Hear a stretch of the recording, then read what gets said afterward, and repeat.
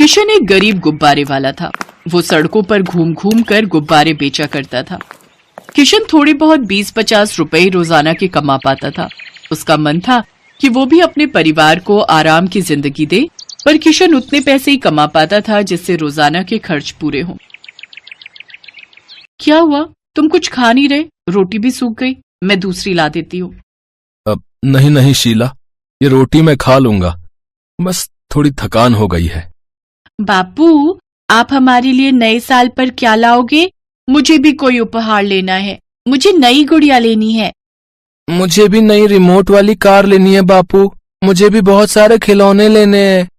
हाँ हाँ बच्चों, चिंता मत करो, मैं तुम्हारे लिए बहुत सुंदर सुंदर नए साल के उपहार लेकर आऊंगा।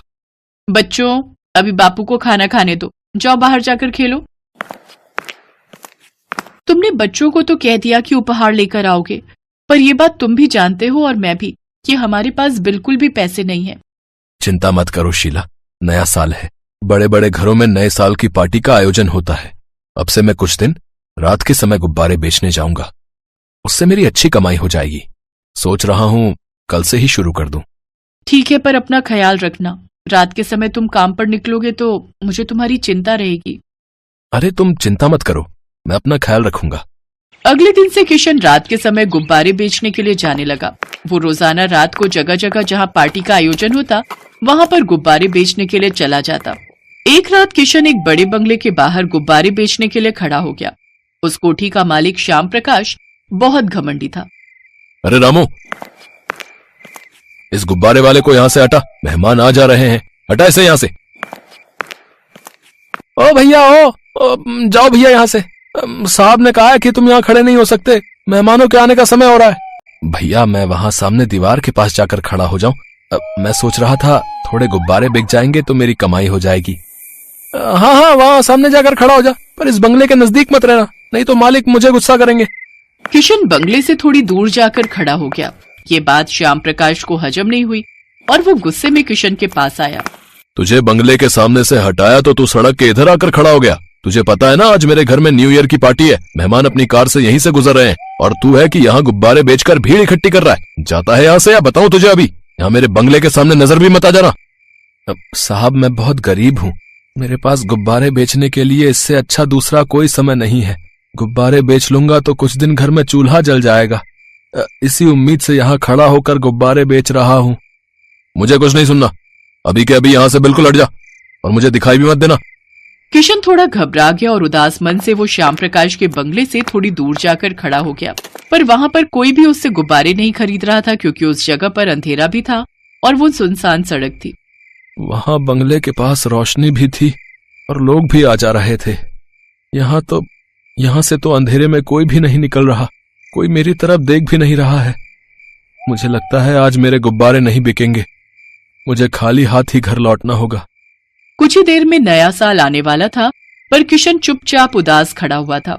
कुछ देर तक तो उसने इंतजार किया कि कोई न कोई उस जगह गुब्बारे खरीदने आएगा। किशन घर जाने के लिए जैसे ही थोड़ी दूर पहुंचा, उसने देखा एक गाड़ी तेजी से उसके आगे से गुजरती हुई बंगले के सामने खड़ी हुई है। किशन को थोड़ी गड़बड़ लगी। गाड़ी में से कुछ नकाबपोश बदमाश कार से बाहर निकले और बंगले के अंदर घुस गए। किशन समझ गया कि जरूर ये बदमाश यहाँ चोरी और डकैती के लिए आए हैं। लगता है ये बदमाश लूटपाट के लिए आए हैं, पर अब मैं क्या करूं? मुझे कुछ करना होगा, वरना ये बदमाश अंदर घर के मालिक और बाकी मेहमानों को नुकसान पहुंचा सकते हैं। यहाँ पुलिस स्टेशन ढूंढना होगा, मुझे पुलिस को खबर देनी होगी। उसने एक दो लोगों से नजदीकी पुलिस स्टेशन के बारे में पूछा। आखिरकार उसे पुलिस स्टेशन मिल ही गया। साहब जल्दी चलिए, यहाँ से थोड़ी दूर एक बड़ा बंगला है, वहां पर बदमाशों ने हमला कर दिया है। उस घर में नए साल की पार्टी चल रही है, मुझे डर है कि कहीं वहां बदमाश कोई नुकसान न पहुंचा दे। क्या ऐसी बात है? घबराओ नहीं, हम अभी अपनी टीम को लेकर वहां पहुंचते हैं। किशन पुलिस को लेकर श्याम प्रकाश के बंगले पर पहुंचता है। पुलिस बंगले को चारों ओर से घेर लेती है। सभी बदमाशों को पकड़ लिया जाता है। थैंक यू इंस्पेक्टर साहब, आपने समय पर आकर इन बदमाशों को पकड़ लिया।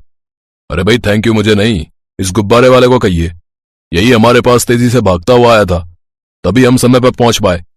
अब आप लोग सेफ हैं, हम इन बदमाशों को पकड़ कर ले जा रहे हैं, सब कुछ ठीक है। बदमाशों को पुलिस पकड़ कर ले जाती है। श्याम प्रकाश बहुत शर्मिंदा था कि उसने जिस गुब्बारे वाले को अपने बंगले के गेट से हटवा दिया, यहाँ तक कि सामने भी नहीं खड़ा होने दिया, आज उसी गुब्बारे वाले ने मुसीबत के समय उनकी मदद की। अब मैंने तुम्हारे साथ कितना बुरा व्यवहार किया, फिर भी तुमने हमारी मदद की, अब उसके लिए बहुत बहुत शुक्रिया। अब साहब, इसमें शुक्रिया की कोई बात नहीं, मुसीबत के समय साथ देना तो सभी का फर्ज होता है। साहब, अब मैं चलता हूं, बहुत रात हो गई है। अब किशन, जरा रुको। सरिता, वो जो न्यू ईयर के गिफ्ट हमने मंगवाए थे, जरा वो तो लाना। जी, अभी लाई। बातों बातों में तुम्हारा नाम पूछना तो भूल ही गया। साहब, मेरा नाम किशन है। अच्छा, तो तुम गुब्बारे बेचते हो? हाँ साहब, और कोई काम करने के लिए पैसे चाहिए, इसीलिए ये गुब्बारे बेचकर थोड़ी बहुत कमाई कर लेता हूं। चिंता मत करो किशन, तुमने हमारे लिए इतना कुछ किया है तो मेरा भी तो फर्ज बनता है कि मैं तुम्हारे लिए कुछ करूं। ये लो, ये कुछ उपहार नए साल के तुम्हारे और तुम्हारे परिवार के लिए। और बाकी कल तुम मुझसे मिलना। मैं चाहता हूं कि तुम मेरे घर नौकरी करो, मैं तुम्हें अच्छी पगार दूंगा। कल से तुम मेरे पास ही काम करोगे। बहुत बहुत शुक्रिया साहब। किशन की बहादुरी और ईमानदारी देखकर श्याम प्रकाश उसे अपने घर नौकरी पर रख लेता है और न्यू ईयर के गिफ्ट भी देता है। वो गिफ्ट लेकर घर जाता है। इतने सारे उपहार देखकर बच्चे बहुत खुश होते हैं। नए साल पर किशन की जिंदगी का नया दिन शुरू होता है। किशन की जिंदगी में नए साल पर नई खुशियों का आगमन होता है। अब क्या तोड़ दिया आपने? हे मेरे भगवान, अभी पिछले महीने ही तो लाई थी मैं ये नया कप सेट, इसका भी सत्यानाश कर डाला। माफ करना बहू, वो गलती से टूट गया मुझसे। आप ना काम करती कम हो, बिगाड़ती ज्यादा हो। सच में मैं तो तंग आ गई हूँ आपसे। अब जरा चाय बना दीजिए बिना कुछ बिगाड़े। अपनी सास को ऑर्डर देकर मीरा रसोई से सीधे अपने कमरे में गई और बड़े ही आराम से बिस्तर पर लेटकर अपना मोबाइल चलाने लगी। सुशीला की उम्र 70 साल के आसपास की थी। पति का साथ 3 साल पहले छूट चुका था उससे, तो अब बेटे बहू के रहमो करम पर ही जी रही थी। हालांकि इसके लिए वो बहुत कुछ भुगत भी रही थी। बेटे बहू के अलावा 10 साल का पोता छोटू भी था घर में, जिसकी मुस्कान में ही सुशीला को अपनी सारी खुशियां मिल जाती थी। मीरा, ओ मीरा, अरे कहाँ हो? जल्दी से यहाँ आओ। क्यों चिल्ला रहे हो? आ तो रही हूँ। एक तो सारा दिन घर का काम, फिर बच्चे को देखो और इनकी बूढ़ी माँ की सेवा भी करो। सच में मेरा तो जीवन ही बर्बाद हो गया। क्या दिन भर गुस्सा करती रहती हो? यहाँ मेरे पास आकर बैठो। ऐसी खबर लाया हूँ कि सुनकर खुशी से नाचने लगोगी। ऐसा कौन सा कुबेर का खजाना मिल गया है तुम्हें जिसे देखकर मैं नाचने लग जाऊं? खजाना तो नहीं, पर दिवाली का बोनस जरूर मिला है, वो भी पूरे 10,000। अरे वाह, तो इस बार दिवाली पर मेरी नई साड़ी पक्की? पापा, और मेरे लिए ढेर सारे पटाखे भी लाना प्लीज। हाँ हाँ, क्यों नहीं बेटा, और मिठाइयाँ भी आएंगी, वो भी खूब सारी। दिवाली के बोनस का क्या और कैसे करना है ये कुछ ही मिनटों में तय हो गया। और वही कोने में सुशीला हाथों में अपना टूटा चश्मा लिए खड़ी थी। उसका चश्मा टूटे कई महीने बीत चुके थे। राघव ने उस चश्मे को ठीक करवाने का काम इसी बोनस के भरोसे छोड़ रखा था, जो उसे अब याद ही नहीं था। सुशीला ने उसे याद दिलाने की कोशिश भी नहीं की और चुपचाप अपने कमरे में आकर बीती यादों में खो गई। कैसे उसने और उसके पति ने हमेशा राघव की हर जरूरत को सबसे ऊपर रखा, कैसे उसके भविष्य की खातिर अपना गांव छोड़कर शहर आ गए। लेकिन अब सब बदल गया था। राघव बड़ा हो गया था और सुशीला की जरूरतों की अब उसकी नजर में कोई अहमियत नहीं थी। अरे माँ जी, आपको ये पर्दा नहीं दिख रहा क्या? अभी जला देती हैं आप इसे। हाँ बहू, सब कुछ धुंधला धुंधला सा है। वो मेरा चश्मा टूट गया है ना, तो इसीलिए। ओहो, सॉरी माँ, तुम्हारे चश्मे के बारे में तो मैं बिल्कुल भूल ही गया, पर तुमने मुझे याद क्यों नहीं दिलाया? अगर ये याद दिला देती तो आज ताने कैसे मार पाती? ऐसा नहीं है बहू, बिना चश्मा मुझे देखने में तकलीफ होती है, ये बात तो तुम्हें भी पता ही थी ना। हाँ पता है, तो क्या करें? पैसों का खजाना गड़ा है क्या यहाँ पर? पहले ही हम पर बहुत बोझ है, ऊपर से आप और आपका ये बुढ़ापा। हर महीने आपकी दवाइयों पर कितना खर्च होता है आपको अंदाजा भी है इस बात का? अगर कुछ दिन बिना चश्मे के रह भी लिया आपने तो कौन सा पहाड़ टूट पड़ा? अब इतनी महंगाई में आखिर हम क्या क्या करें? राघव, तू कुछ नहीं बोलेगा क्या? माँ, मैं क्या बोलूं? वैसे मीरा कुछ गलत तो कह नहीं रही। सुशीला को राघव से इस जवाब की उम्मीद तो बिल्कुल भी नहीं थी। वो रात तो उसने किसी तरह काट ली, लेकिन अगली सुबह ही वो अपना सामान बांधने लगी। दादी, आप कहाँ जा रही हो? जा रही हूँ बेटा, जहाँ मैं किसी पर बोझ ना बनूं। मैं भी आपके साथ जाऊंगा दादी, आप रुको, मैं भी अपने कपड़े लेकर आता हूँ। नहीं नहीं बेटा, तुम्हें यहीं रहना है हमेशा।